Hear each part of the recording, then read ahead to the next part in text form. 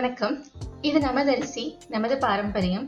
நாம இன்னைக்கு பார்க்க போறது ஐவகை பாரம்பரிய அரிசி மாவை பற்றியும், இந்த மாவை வைத்து என்னென்ன ரெசிபி செய்யலாம்னு பார்க்கலாம். இந்த ஐவகை அரிசி மாவில் பூங்கார், மாப்பிள்ளை சம்பா, காட்டியானம், கருங்குருவை, கருப்பு கவுனி இந்த 5 வகை அரிசிகளும் பாரம்பரிய அரிசி வகைகளில் அதிக அளவு மருத்துவ குணம் நிறைந்த அரிசி வகைகள். முதலில் இந்த மாவு தயாரிக்கப்பட்டதற்கு முதற் காரணம் நீரிழிவு நோயாளிகளுக்காகவே தயாரிக்கப்பட்டது. இந்த 5 அரிசிகளின் நிறங்களான சிவப்பு மற்றும் கருப்பு நிறங்களில் லோ கிளைசமிக் இண்டெக்ஸ் வேல்யூ இருப்பதால் டயபெட்டிஸ் பேஷண்ட்ஸ் ரெகுலரா எடுக்க வேண்டிய அரிசி மாவு மற்றும் நோய் எதிர்ப்பு திறன் குறைந்தவர்கள், உடல் எடையை குறைக்க விரும்புபவர்கள், ஊட்டச்சத்து குறைபாடு இருப்பவர்கள், நாட்பட்ட சளி தொந்தரவுடன் இருப்பவர்கள், சுறுசுறுப்பாக இல்லாமல் மந்தமாக இருப்பவர்கள் அனைவரும் எடுக்கலாம்.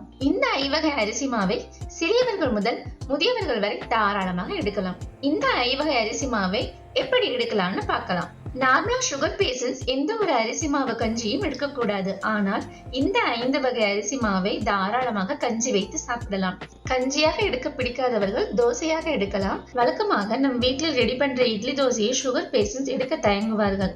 நீங்கள் அவர்களுக்காக தனியாக வேறு உணவு ரெடி பண்றதுக்கு பதிலாக அதே இட்லி தோசை மாவில் தண்ணீர் விட்டு கரைத்து தேவைக்கேற்ப இந்த ஐவகை அரிசி மாவை ஆட் பண்ணி தோசை ஊற்றலாம். அல்லது இட்லி தோசை மாவு அரைக்கும் போது கொஞ்சமாக தனியா எடுத்து தண்ணீர் விட்டு கரைத்து இந்த ஐவகை அரிசி மாவை சேர்த்து புளிக்க வைத்து மறுநாள் இட்லி தோசையாகவும் ஊற்றலாம். வெஜிடபிள்ஸ் ஆட் பண்ணி அடையாகவும் எடுக்கலாம். குழந்தைகளுக்கு ஈவினிங் ஸ்நாக்ஸா புட்டு, கொழுக்கட்டை, பக்கோடா மற்றும் 1 கப் உடைத்த கடலையை மிக்சியில் பவுடராக்கி 1 கப் ஐவகை அரிசி மாவை சேர்த்து சீவலாகவும் செய்து கொடுக்கலாம். மில்லட்ஸ் எடுக்கும் போது இந்த மாவையும் சேர்த்து எடுக்கலாம்.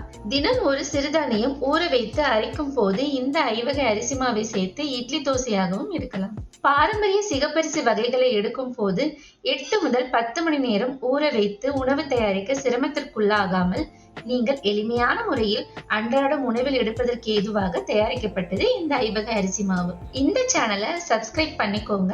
பாரம்பரிய ஐவகை அரிசி மாவில் ஆரோக்கியமான முறையில் புதுவிதமான ரெசிபிஸ் வீடியோஸ் தொடர்ந்து பார்க்கலாம். Thank you all.